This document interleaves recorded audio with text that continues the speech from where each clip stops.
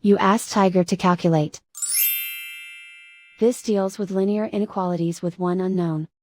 The final result is x equal or smaller than 4. Let's solve it step by step. Group all constants on the right side of the inequality. Subtract 12 from both sides.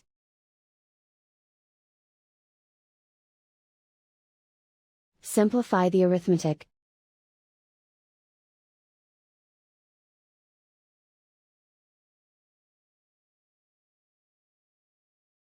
Isolate the x.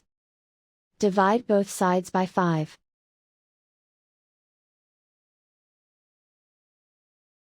Simplify the fraction.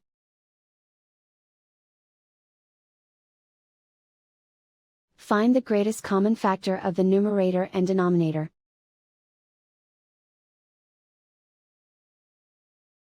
Factor out and cancel the greatest common factor.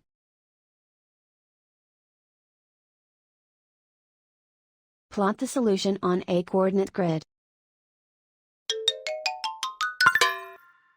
And so the final result is x equal or smaller than 4.